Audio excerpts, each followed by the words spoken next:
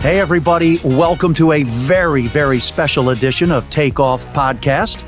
We are talking about the Eagles' third Super Bowl trip over the last 8 years. It is the Eagles and the Chiefs with the most Super Bowl appearances over the last 8 years. And we're first going to take you on the field and in the locker room celebration with the Eagles players. Here's interviews with the Birds as they head to the Super Bowl.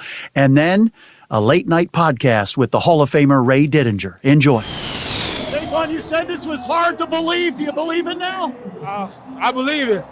But the goal wasn't just getting there. One more. One more.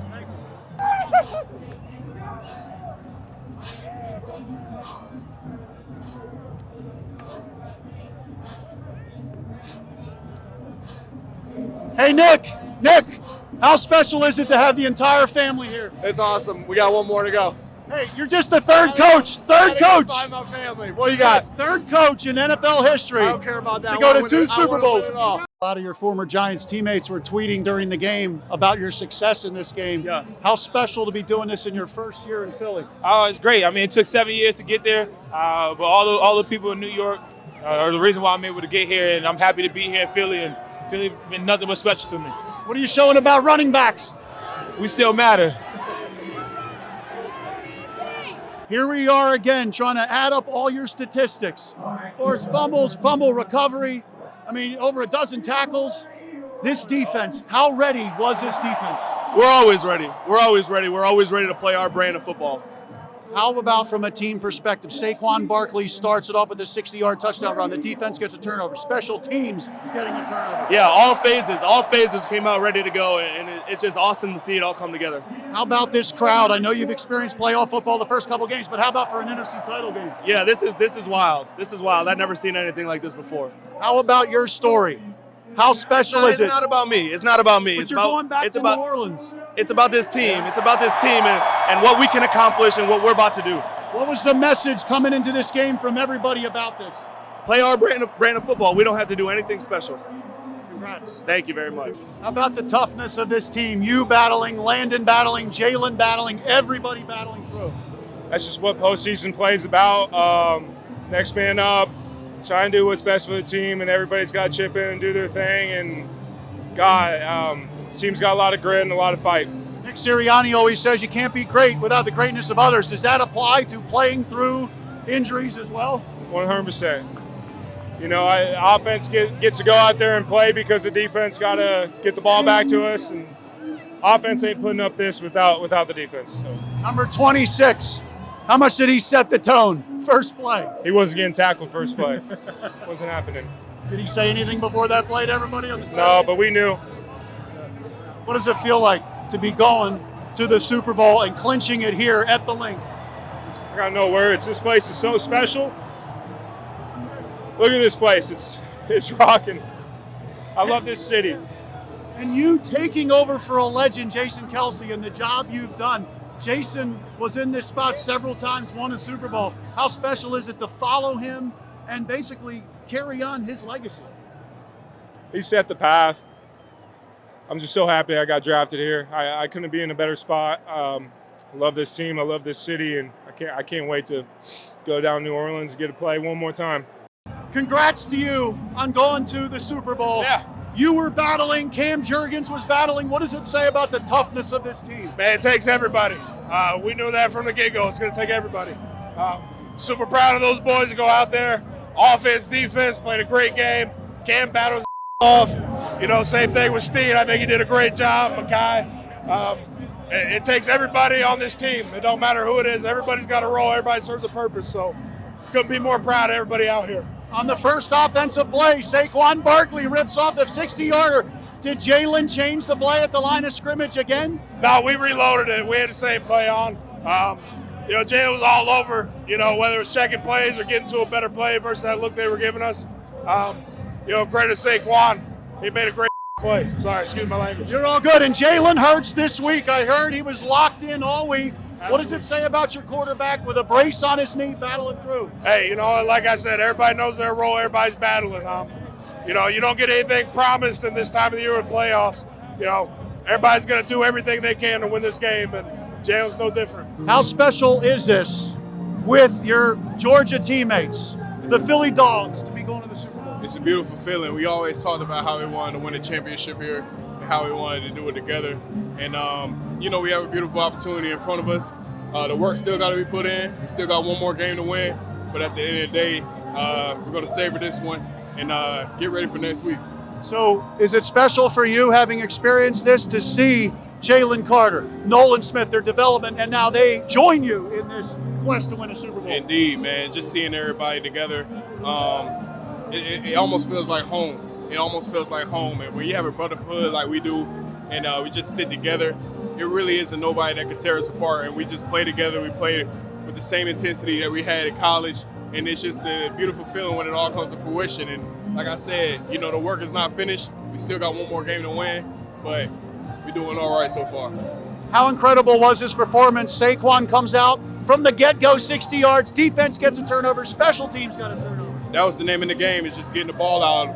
And, we did that 4 times, especially turnovers on downs. That make a huge difference. And, when you play complementary football, like offense and defense playing together, it's like PB&J. It's going to go great. So you can't really beat this. We just have to keep that same intensity. We have to play together, and we see what happens. We're looking forward to your NFC title game victory dance, and maybe you can get Jeffrey Lurie with you. Hey, try and get Mr. Lurie to do it, but we'll see. We got to go in the locker room for that, but we'll see. Congrats to you. I'll call you when we get home. You can see me on YouTube. I'll call you back later. Oh, Lordy. How special just is the that? last person I wanted to see. I was trying to leave, John. I was trying to leave. Yes. How special was that? See my sister. Well, my sister's here. That's pretty. Yeah, that's special. That's one thing that I immediately will respond to. But seeing mum and dad, I wish they could be here. But for now, my sister will do and my wife will do. So, man, what a night. What a night. What does it say about the toughness of your offensive linemen battling through injuries like that? Shoot. That's just the name of our game, and that's just the culture that we built, that Stout's built all year round. No surprise there, no surprise. We've always embodied that next man up mentality. You know this. Everyone in Philadelphia knows this, man. That O-line room is, we're not the first. This is how it's always been. This is the culture that Coach Stout, and the credit to everyone before him, before us. So we embrace it, man, and what a hell of a performance tonight. People were wondering about the passing game and your quarterback on his left knee comes out and throws it like that. Hey, man. Yeah, I'm not surprised. I love it when they doubt him. I feel like when people doubt him, that's when he thrives. He loves that shit. Did you tell he was locked in this week? I did. I told him that, and I already knew what time it was. Josh, how special is this Lincoln Financial Field going to the Super Bowl here? Very. I mean, man, we done been through a lot this year. It's been a long season. I mean, but just being around this group of guys has been amazing, man. Everything we done been through, we've been connecting, building together, and there's no surprise that we're here, though. Is this the most complete team you've ever been on? Young, older players, and the roster? Probably. I mean, I've been on some great teams. 22s, that's going to be hard to compete with, though. But, nah, for sure. How about the mentality of this team coming out in this game? Saquon's run, defense gets a turnover, the mentality going in, what was it? We were just playing football, having fun. I mean, that's all it was. We didn't change anything. We didn't do nothing. We just called the calls. We executed. That's all it was. What's the main message you think to this team going back to the Super Bowl this time? Main message for the team? Yeah. Shit, let's get ready. That's all I can say. Let's stay focused. Let's get ready, and we're going to have some fun. You're going back again. How many times have you done this now, Super Bowl trips? Man, number 3, got to break the tie. How impressive was this team from the get-go? Offense, defense, special teams ready to go. Man, it's so explosive. The team's so close. When you have adversity, guys fight through. It's a battle-tested team. That's a lot of fun to be a part of. Brother. Way to break that adversity. Keep doing your thing. This is the most points scored in a conference championship game in NFL history. Could you feel coming in this team was locked in? Yeah, no doubt about it. Anytime you got number 1 back there and you got 2-6, you know something's going to happen. So what is it like going to a Super Bowl here at Lincoln Financial Field, clinching it here at home again? Man, it's awesome. It's awesome to be in front of these fans, be able to clinch it in front of them, so can't ask for anything more. Congrats to you. No, Thanks. Appreciate it. How wild was the celebration in here? Oh my gosh. We got one more, but hey, good to celebrate right now, all right? We love it, man. I love all the guys in here. And we're just going to have a party tonight. What was the mentality of this defense coming into this game right away? You're involved and you get a turnover right after Saquon breaks one. Our mentality hasn't changed all year. Let's just put the ball down wherever it is. Let's go fight. It's going to be a war. It's going to be a battle. And I go to war with anybody in here right now, and it shows. So, how about on offense? You had two guys on the offensive line battling injuries. You had Jalen Hurts with his knee. What does that say about the toughness of this team? They love football. They'll do anything for this team. They lay their body on the line, and that speaks volume for them personal and for everybody else on the team. And we'll do the same thing. You know, if I'm still walking, I'm still running, I'm still able, I'm gonna go. So that's how it is. You know, when we come into Nick Sirianni's press conference, we see up there on the top of the meeting room about takeaways, and we see the things that are up there. You guys practice that, and you got the job done with it, huh? Absolutely. It's been a key focus point this whole year. I mean, we got dogs in the building that know how to do it. I mean, Zach's been getting them all year. CD's been getting them all year. Slade finally gets one. Q gets one. We're still waiting on Cooper to get one, but hey, I guess you can't catch. But at the end of the day, man, takeaways all over the field regardless of who it is. So we're just all making plays. Give me an idea of what it's like to go to your second Super Bowl in 3 seasons. It's great. It's a great feeling. And I was telling all these rookies, man, y'all are spoiled like I was. You know, come in. A lot of these guys don't even go for however long their career is. You know, it's just accept it, just have fun with it, enjoy it. But at the end of the day, it's still a business trip, and we got to do what we got to do. So, final question for you: is this the best team, most complete team you've ever been on? I believe so. More than just complete, just the family aspect, the brotherhood aspect of it, man. It's unreal. It's with everybody, man. Like I said, I'll lay my life down for these boys. So, you want to show us that dance again? No. I can't dance. Not tonight. No, I can't. We'll see you later. Give us an idea of what that's like to hold that thing. It's crazy. First year. I'm just excited to be a part of this. A lot of great people. So I'm just excited to be here, excited to have this opportunity right now. You kind of pinching yourself first year? It doesn't even feel real. I don't even know what to think. I get to play in the Super Bowl. My first year. It's crazy. It's crazy. I don't even know what to think. Give us an idea of the mentality when you came into this organization. Is this the most complete team you've ever been on? Yeah, we got talent everywhere on the outside, defensively, offensively, guys who make plays on special teams. And everybody just comes together and does it together. That's the biggest thing. You can have good players, but if you don't do it together, it doesn't work out. And we do it together, so it's awesome to see. What have you learned? Coup de man, baby, coup de man. What have you learned from Vic Fangio coming into the NFL? Yeah, I've learned a lot from him. It's the way he coaches. I want things to be perfect every single day, every single time we're at practice. It's just awesome to be able to learn from a guy like him, and along with all the other coaches that we have on our defensive staff. You get a sense when you guys came out like that with Saquon taking it to the house, and then you get a turnover. Was this team not losing this game here? We heard all the chatter, but we knew at the end of the day it was about us and what we did on that field, and I think we went out there, we had that mindset to just go and dominate. How about the turnovers? You guys are punching the ball out in massive numbers. Yeah, we work on it every week. And that's something we preach is getting takeaways. They're big plays in the game, they affect the game, in a big way. So any way we can get turnovers, whether it's fumbles or interceptions, even on special teams. Everybody understands it. So it's awesome to, everybody's on the same page in that, forcing the ball out, giving our offense good field position, because they got a lot of special players over there, and they can do a lot with the football in their hands. Final question for you. When you have Jalen Hurts going out there with a brace on his knee, he's got the left knee injury, you've got Landon Dickerson, he's got a brace on his knees, coming in and out of the game. Cam Jurgens with his bad back, he comes in and plays this game. Is that something that everybody feeds off of, guys playing through all that? Yes. It's just toughness. and next man in. We trust a lot everybody in this locker room. And guys playing hurt, guys long season, guys have been injured for a while.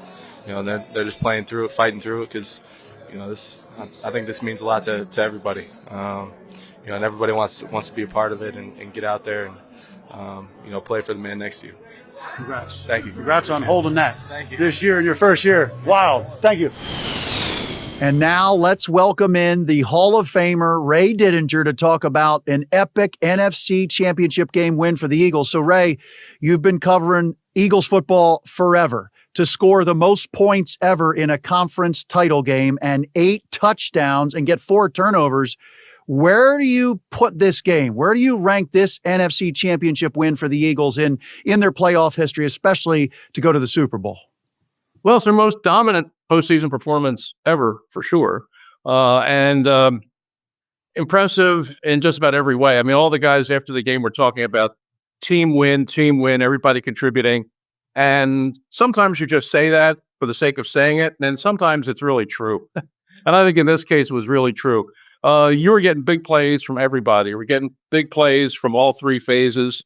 And we talk about it all the time, John, and it's so true. In the playoffs, turnovers, they'll just kill you every single time. And you're going into this game, and everybody said, the team that makes the fewest mistakes is probably going to win this game. And look, the Washington Commanders are a good team, and they had a tremendous season, and they have a great young quarterback. But you just can't overcome 4 turnovers in a game like this. The difference, of course, the Eagles forced 5 turnovers the last time they played them. But the difference was, in that game, the Eagles didn't capitalize. In this game, they capitalized all the time, and that's what allowed them to put this game away.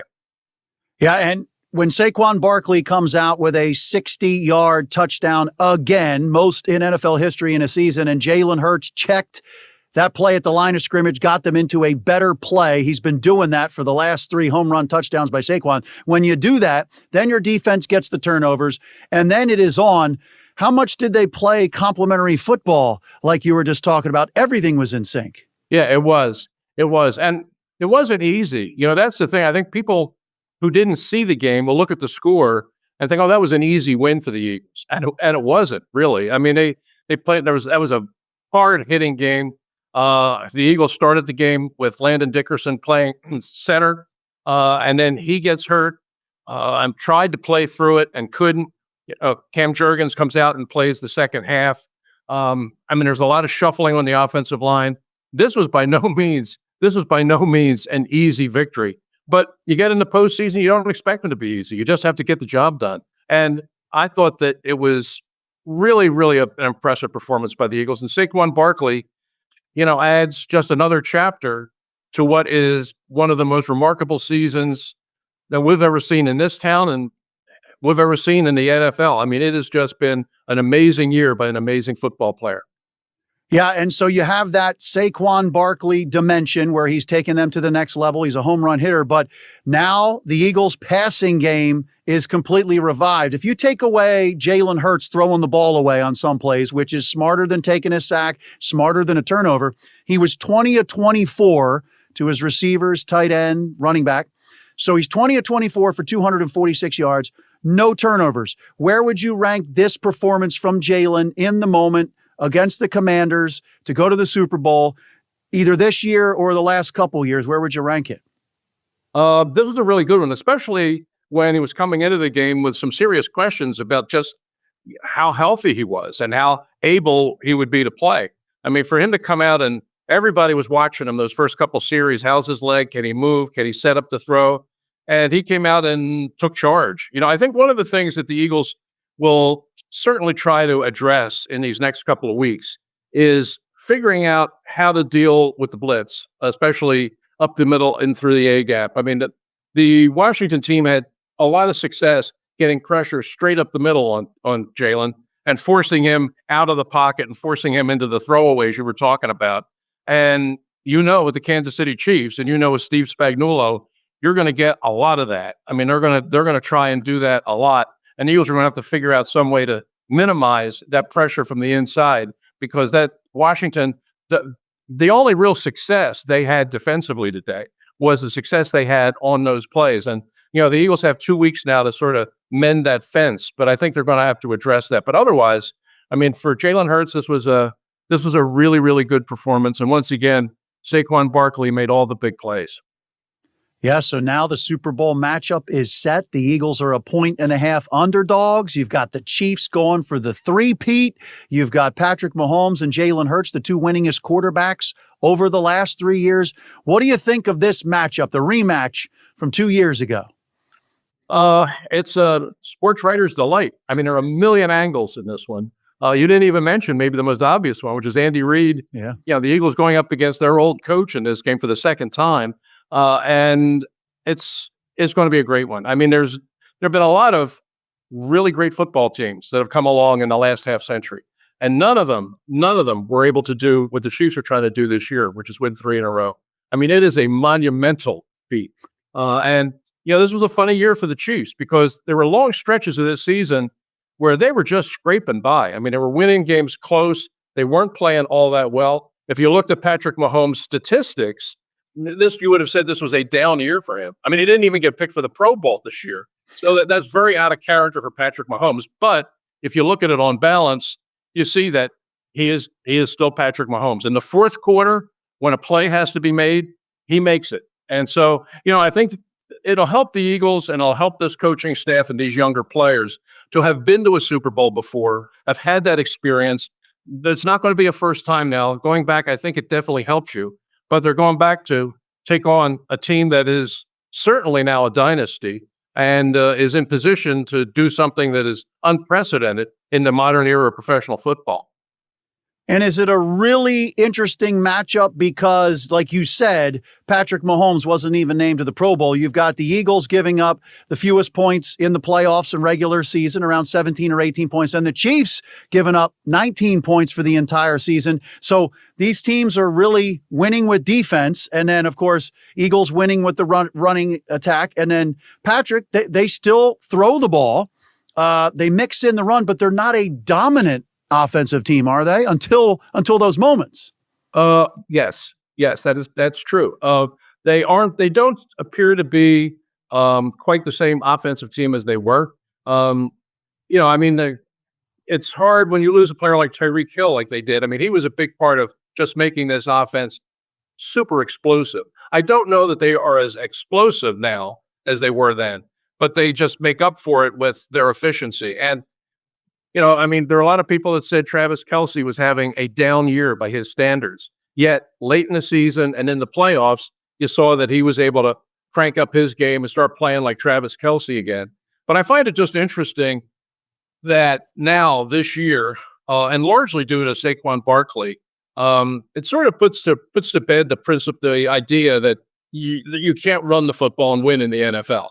I mean, that was what we heard for years. Oh, the running game's dead. Running the ball, that's from 30 years ago. You don't pay good money to running backs. You don't draft running backs high because it's a passing league.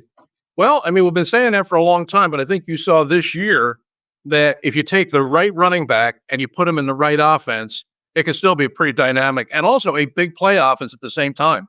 Running the ball doesn't necessarily have to mean 3 yards in a cloud of dust, not when you're handing it to Saquon Barkley. And the Eagles have proven that this year. I mean, the Eagles have hit so many 60-yard plays, as big as any passing plays, and they're doing it through the running game. It can still work. All you need are the right players to make it work. Yeah, and we talked about the Eagles capitalizing on their turnovers, 28 points, 4 touchdowns off the 4 turnovers. Now, it's incredible to me because you see it in their meeting rooms. When you go in Nick Sirianni's press conference, they have it on the wall above, takeaways, and they have punching the ball out. If there's a defensive player like Cooper DeJean, he's got somebody wrapped up, Reed Blankenship comes in and knocks it out. So the Eagles, since the bye week, I believe they're plus 27 in turnovers and they're plus 10 in the playoffs. Can that be a weapon against the Chiefs, or are the Chiefs so experienced and so good, they're not going to turn it over like a team like Washington did? They're not going to make it easy for you because they are that good and they are that smart and they've been in these big games before. So you're just going to have to go out and earn it. I mean, you can strip the ball and you can tip the ball and you can intercept the ball, but they're not going to give it to you. I mean, you just have to go out and earn it by playing better. And, the Eagles have had a remarkable year this year. And when you look at the way they started this season, early in the season, turning the ball over a lot and losing games as a result of that, the fact that they totally transformed themselves at midseason by really committing to the running game and by also emphasizing with the quarterback just not making mistakes. I mean, they have become a really solid, simple, good, hard-nosed, fundamental football team that has wins by not beating themselves. It's a very simple formula, but it's gotten them this far, and I think that's the formula to win in New Orleans. Right now, John, looking down the road at that game, it seems presumptuous to say it, but it's a pretty safe bet right now that the team that wins the plus-minus, the team that wins giveaway, takeaway, is probably going to win that game because that's just the nature of postseason football, and that's the nature of these two teams. Ray, I'll end with this because you know history better than anybody in the NFL. This Super Bowl to me is so much of a legacy game. I mean, you look at Jeffrey Lurie. He's one of only 3 owners to now go to 4 different Super Bowls with 3 different coaches. Howie Roseman, if he can win a second Super Bowl, and he's been to 3, he might be a Hall of Famer. He could be a Hall of Famer. Lane Johnson, this is his 3rd Super Bowl in 8 years. If he wins his second Super Bowl, you're talking like, okay, this guy is absolutely a Hall of Famer. Like, how much do you think this is a legacy game for a lot of people? Nick Sirianni, 2 Super Bowl appearances in his first 4 years. Only Mike Tomlin and Joe Gibbs have done that. They could solidify legacies, Hall of Fame legacies. Oh, sure. I think that's very true. There's certain guys that are going to be playing in this game that you and I could put them in the Hall of Fame right now. Andy Reid, he's in. Patrick Mahomes, he's in. Travis Kelce, he's in. I would say Lane Johnson is in, just based on the way his kind of career he's had. But there are other guys that are in a position now where they could have that moment on the big stage and really turn it into a legacy game for them. The most obvious one of all, of course, is Saquon Barkley. He's the headliner for this Eagles team. There aren't too many teams in the NFL now where you look at someone other than the quarterback and say that, okay, he is the key guy. But it is here, and you've got somebody who, left New York, had very little success up there, was playing on a bad team, got an opportunity to come here. Listen, other teams offered him more money. He had at least 3 other teams that offered him more money than the Eagles, but he chose, instead of just choosing the most money, he chose what he felt was the best opportunity. And he certainly delivered on that promise. And he's had a year this year that, you look back over the history of the Philadelphia Eagles, and it goes back to 1933. I don't know if there's been another year like it. Maybe a couple of the Steve Van Buren years back in the 40s when the Eagles won back-to-back. In my view, he's the only running back in the history of this franchise that compares to Saquon Barkley. And what he has done this season is just otherworldly. And I think people, not just in Philadelphia, but all around the league, recognize that. And I think the people that watched him put up with what he put up with in New York, you got to feel good for the guy. He got the opportunity, and boy, he's made the most of it. He has, and he's like a couple yards away from the most scrimmage yards ever in a season, including playoffs, and it's looking like he is going to set the most rushing yards in an entire season. So if he caps it off with a Super Bowl win, it arguably is the greatest season in Philadelphia sports history. Yeah, I think you can make that case. I think you could certainly say he's probably the best free agent that's ever come to this town. Bryce Harper has been a great one. Pete Rose obviously helped the Phillies win a World Series. I don't know that it'd be hard pressed to name another free agent that's come here and had the impact of what Saquon Barkley has had. And was Moses a trade, Moses Malone, when he went and MVP and MVP? I believe he was a trade. I believe that was a trade. Okay. I believe that's great. But Dr. J, there's certain other ones, but this was just extraordinary. He took what was a good team and has turned it into a great team. And when you think about the way last season ended, the wreckage of the end of last season, for this team to overcome all that, put all that behind them, and come out this year and really kind of reinvent themselves in a lot of ways, and now find themselves on the road back to the Super Bowl, it's really a remarkable story. And if they come up with a win in New Orleans and they block Andy Reid from making that kind of history 3 in a row, that's what a story. What a story. Well, I'm going to look forward to hearing your coverage of it and hearing you talk about the Super Bowl. Maybe we'll have you back on here on the Takeoff podcast as we take off for New Orleans. I really appreciate the time, Ray, and your historical perspective is awesome about this NFC Championship win and just how they dominated, most points ever. It was an atmosphere. It was a vibe at the link, so it was a special day. It sure was. All right, great, Ray. Thanks so much. My pleasure, John. Always fun talking to you. I'm so flagrant.